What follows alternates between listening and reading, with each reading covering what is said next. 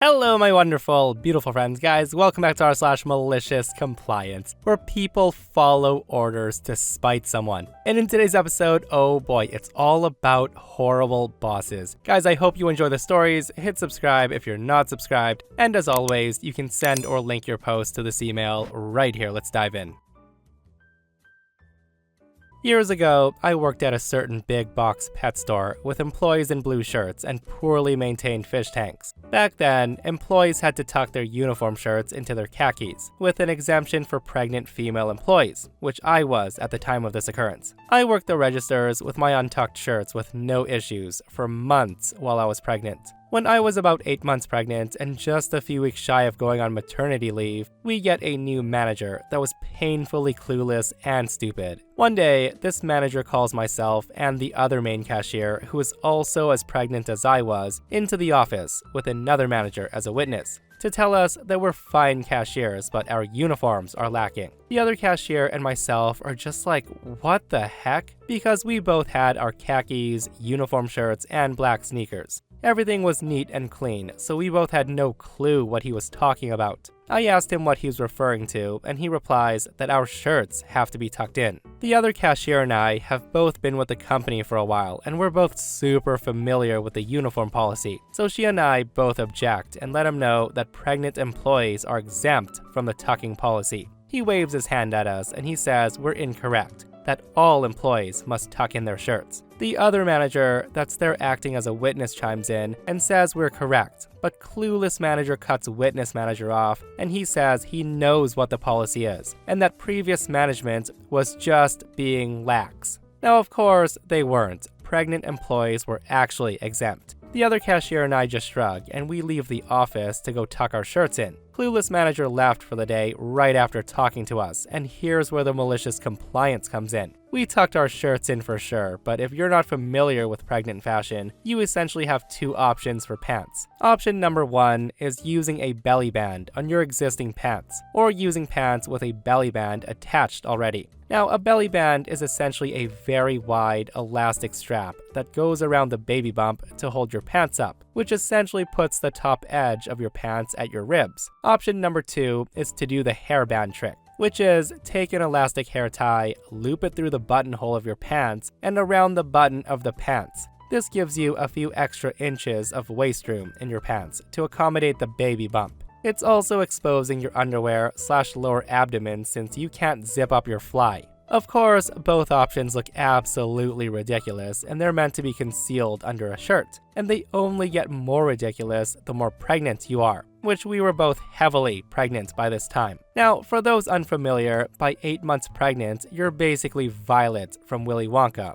with an internal Oompa Loompa kicking you in the bladder every 20 minutes. So we both emerge and we waddle gloriously from the back room where we tucked our shirts in, looking absurd. I had my shirt tucked into my belly band just below the boobs, and the other cashier had hers tucked into her hairband closed pants, below her belly and with her leopard print underwear exposed. The clueless manager was gone for the day, so he wasn't present to see our magnificent uniform compliance. He wasn't in for another 2 days, so he didn't see our dutiful compliance. But all of our customers and coworkers sure did. Our regulars asked us why we had our shirts tucked in like that, and of course, we obliged them, and we explained that clueless manager insisted that we tucked in our shirt to comply with uniform policy. So for 2 full days, customer complaints to corporate about our treatment rolled in, and coworkers called the employee hotline to report clueless manager. The district manager's also pissed about the whole thing, which we found out on day 3.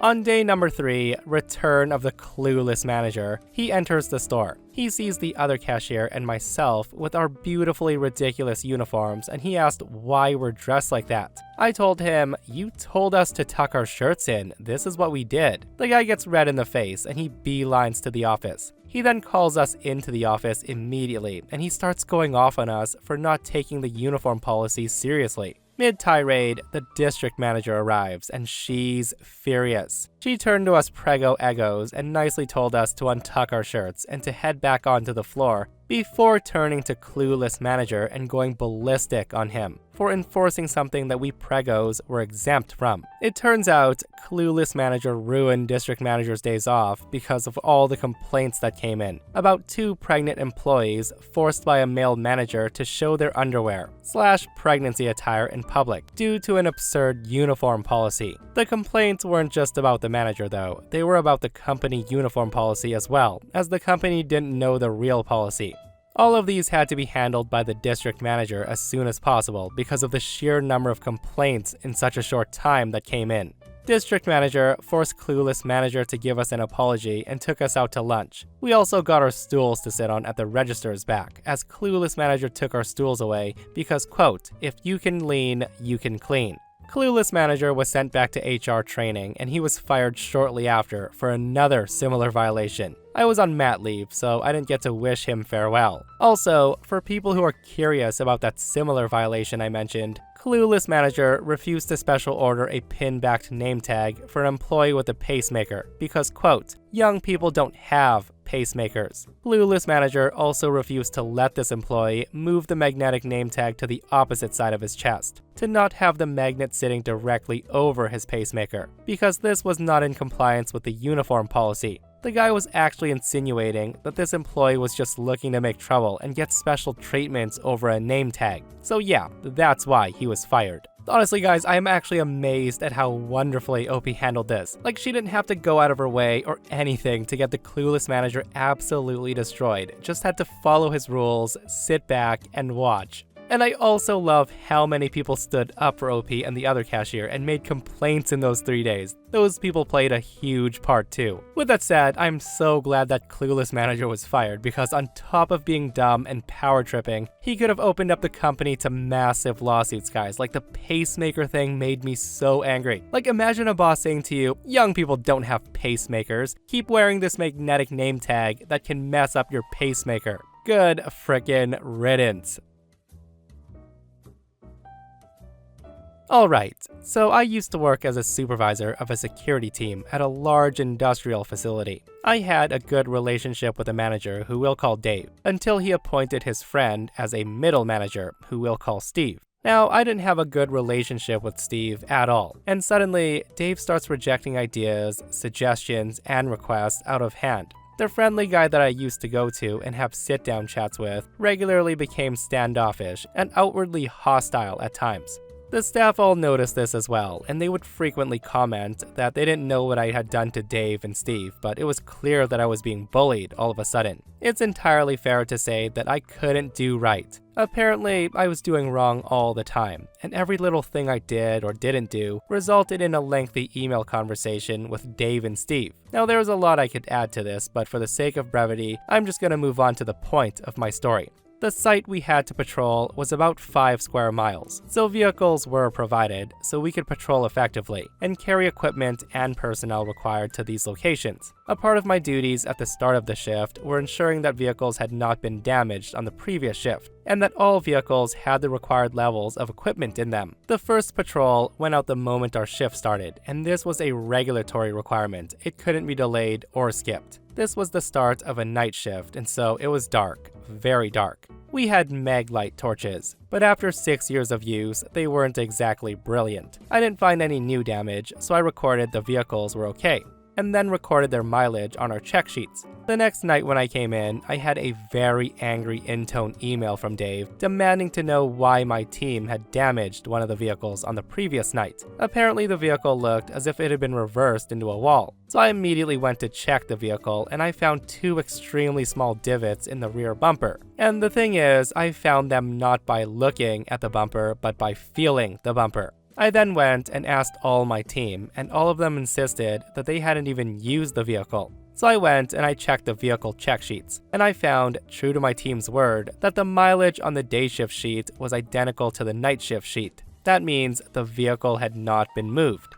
I sent an email back to Dave informing him the vehicle hadn't been used by us, and apologized for missing the damage. However, lighting had made that extremely difficult. This was my last shift before my scheduled days off, so I was certain that Steve would be pushing Dave to punish me for something by the time I got back. And sure enough, on my first day back, I was summoned to Dave's office to get yelled at. Dave insisted that he could see the damage in the dark and he could actually spot it from 10 meters away. For context, all my guys had been shown the damage and all of them, without fail, had said where when I pointed it out. Not only that, but there was now additional damage that I hadn't spotted, and my team was also now responsible for it. Luckily, my boss had included a photograph of the damage I missed, saying, "See the scratch?" And no, I did not see any scratch. But for Dave and Steve, however, this was good enough to punish me and my team, and they told me that unless a culprit was found and named, I would be held personally responsible and I would have to pay the insurance to get it fixed. Dave also insisted that the lighting was more than sufficient to spot the damage on the vehicles.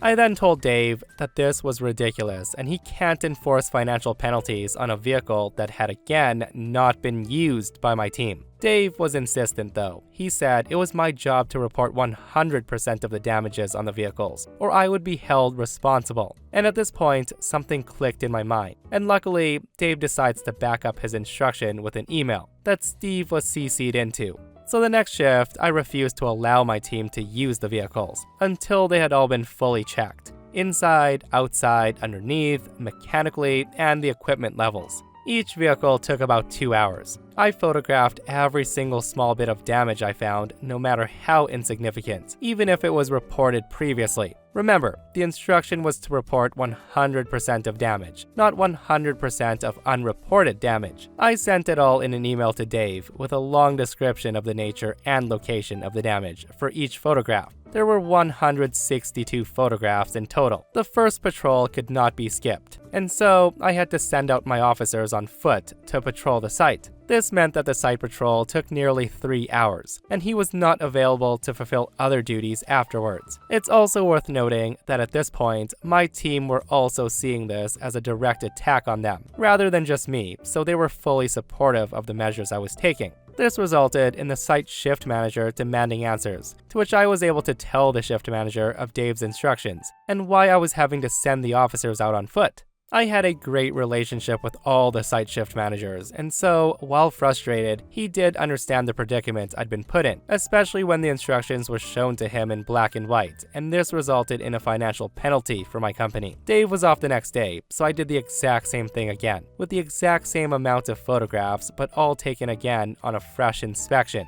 The night shift after, I came to work to find Dave waiting in the office for me. I was allowed to finish my handover with the offgoing supervisor before Dave shuts the door, and he refused to let me leave before he discussed why he had received multiple emails. It was over 800 megabytes in total. He then asked how the company had received a financial penalty, and the regulatory body was coming to speak to him. I reminded him that he had demanded I report 100% of the damages on the vehicles, and this had taken time, and that I couldn't allow any member of the team to use any vehicle until they had been checked, as there could be financial penalties involved. Dave was pissed, and he pointed out that many of the pictures were too dark to see anything anyways, so most of the photographs were pointless. I then apologized for the lighting, but I pointed out that he said the lighting was more than sufficient to spot any damage, and so he should be able to see easily the damage I reported. Dave insisted that I deliberately misinterpreted his instructions and that he would be taking it to a disciplinary. I informed him that this was no problem, and if he could just let me know the date and time, I would inform my union rep, who had been fully appraised of the situation and was 100% behind my suggestion that I report every single tiny bit of damage on the vehicles. Dave was ultimately left with no choice but to drop any attempts to discipline me, and he left Steve to deal with me from that point on. Steve took that role for the next 3 months until I left the job. However, every time he did try, I was able to shut it all down due to briefings with my union rep. I left the job in February, and still to this day, I receive complaints from members of staff who remain there about how terrible the job has gotten due to Dave and Steve. I just hate how some bosses can be that level of petty guys. And honestly, it's baffling how people like this often get into positions of power, and clearly those two were out to get OP and to bully him. I only wish they were fired or something in the end. And also, I'm pretty sure it's illegal to force an employee to pay or even garnish their wages for damages on a company vehicle. Like, I'm pretty sure that's on the employer. So OP having to pay the insurance deductible or whatever was absolutely BS. So here's the context. I'm a new supervisor in property maintenance, and the riding lawnmower we have has often broken down. Now, a lot of these problems are from years of not doing preventative maintenance on it, which is something I've started doing recently, in order to have the machine working better for longer and cutting on downtime and mechanics costs. I've been spending almost all my free time researching this mower, so I know what's wrong when something's wrong, and I'll be able to tell the difference between a 30-minute $40 repair I can do or a 3-day $600 repair that the mechanic needs to do. With that said, a few weeks ago, while I was in the middle of starting a maintenance log on the mower, my boss sees me and says, "Is that thing broken down again?" To which I reply, "No, I'm just trying to make sure it doesn't break down again." And this is when my boss lets me know that what he thinks I'm doing is a waste of time and money because, quote, "our biggest expense is labor." So he no longer wants me to work on the mower and instead wants me to take it to the mechanic across the city that charges $110 an hour for labor. I tell him okay. So the next week, of course, the mower breaks down again. I tell my boss that I think the problem is likely the air filter, and my boss tells me to just take it to the mechanic. So me and my whole crew spend 45 minutes driving across the city to the mechanic to drop off the mower, and sure enough, they had to replace the air filter and it took them an entire day. They also told me they looked the whole thing over and they found no other issues, and then charged us a few $100s. Well, 2 days after getting the mower back from the mechanic, it began having issues again. I knew it wasn't the air filter, but the fuel filter that looked extremely dirty. Once again, I told my boss, and he told me to take it to the mechanic. So back we go. I tell the mechanics that the fuel filter looks bad and describe the issues I'm having. They say it's probably the fuel pump module, and they replace that. And they don't touch the fuel filters. This is another 3 hours of labor they charge us, plus parts, and the problem still isn't fixed. So we get the mower back from them, and once again, it breaks down on someone's front lawn. I call the mechanic, and he acts confused, and then he asked us to bring it back for them to work on it more. This time, they keep it for 3 days. I told them something was wrong with the fuel filter, and they insisted it must be the fuel pump. And they took the whole fuel system apart just for them to agree with me that the problem was the filter. Essentially, because my boss insisted that whenever there's a problem with a riding mower, we take it to the mechanic, even if I can fix it. So it cost us nearly a full week of lost work, plus over $1,000 in mechanics costs, when I could have had it back up and running within 2 hours for under $100. Well, it sounds to me like OP should consider a career change, right? Like, clearly he could have been making $100 per hour as a mechanic. Because I don't know about you guys, but to be honest, that mechanic didn't sound that great. Well, not for OP and his company at least, but for his company, easy $1,000 in the pocket. But seriously, that's wild though, guys, that OP's boss did that because a lot of business owners pinch pennies. And then there's OP's boss, who seems to be bleeding money. But hey, whatever helps him sleep at night, right?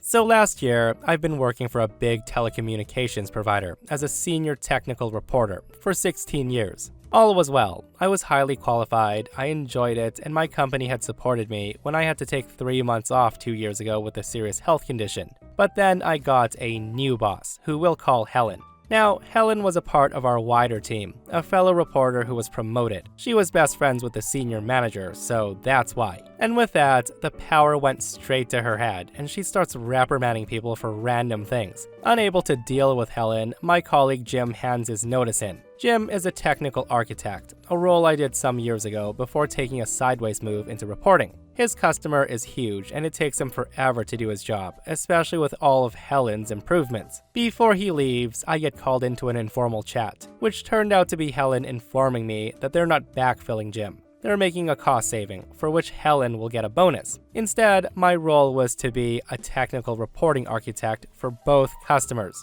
I point out, but that's 2 jobs. Which part of each are you proposing I drop to even make this remotely possible? Helen tells me we're not dropping anything, but it's perfectly doable. That's when I tell Helen, but despite whether you think it is, I don't agree. I see Jim struggling every day. That's why he's leaving. I don't want to do 2 jobs. I have my health to think about. Helen tells me, oh please, you're not so special. And she said that while literally scoffing at me. Now, I must also point out that my serious health condition was PTSD. and a nervous breakdown. After having a baby, watching my dad have a stroke, my mom being in a coma following a massive heart attack, and a friend taking his own life. I let her know that. She then goes on to say that she doesn't believe in mental health and I should prepare to have my handover from Jim. So I ask her to check with HR whether what she's doing is legal, as it's a change of role with no new contract, and this really pisses her off. The meeting ends. A week later, she hauls me into a stress review meeting, which when I arrived was a reprimand.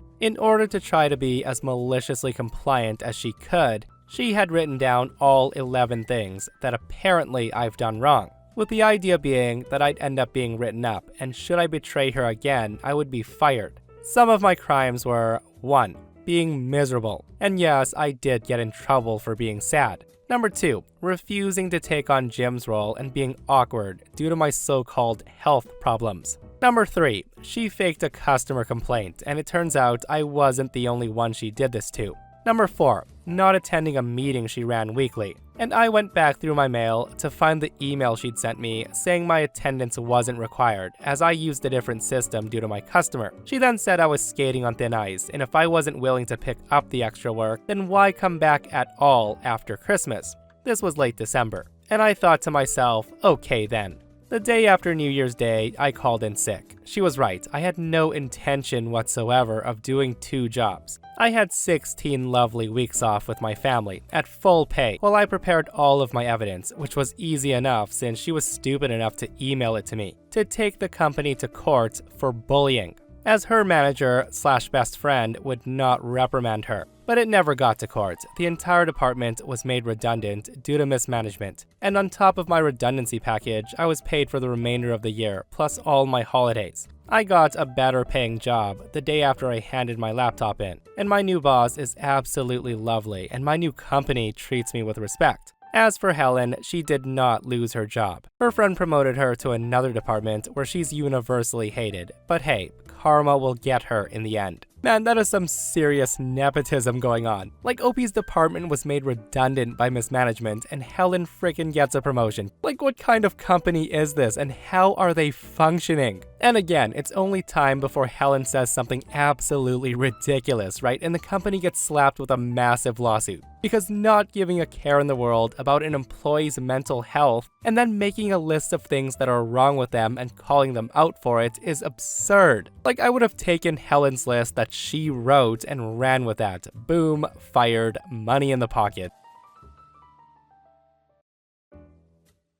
So this all happened a while back, but the memory still brings a smirk to my face whenever I think about it. I used to work for a company where the boss had this habit of demanding we stay late, even when there was absolutely no work left to be done. It was one of those toxic environments where productivity was measured by the hours you spent at your desk, rather than the actual outputs of your work. So one day, after wrapping up all my tasks well before the end of the day, my boss comes over and told me I need to stay late because, quote, that's just how things are done around here. Mind you, there was literally nothing left for me to do. Now, instead of arguing or trying to reason with him, I decide to play along with his ridiculous demand for overtime pay. So I nodded, grabbed a book I'd been meaning to read, and settled back into my chair. For the next 2 hours, I sat at my desk, flipping through pages, occasionally pretending to jot down notes and looking as busy as possible. At the end of those 2 hours, my boss came by to check on me, expecting to see me toiling away on some imaginary task. Instead, he finds me reading a novel. The guy just looked puzzled and said, "What are you doing?" With a straight face, I replied, "Well, you asked me to stay late, so I figured I might as well put in some overtime. This book has been on my reading list for a while." Needless to say, my boss was speechless. He couldn't really argue with me since he had asked me to stay late, and I was technically still on the clock. From that day forward, he never asked me to stay late unless there was actual work to be done. Malicious compliance at its finest.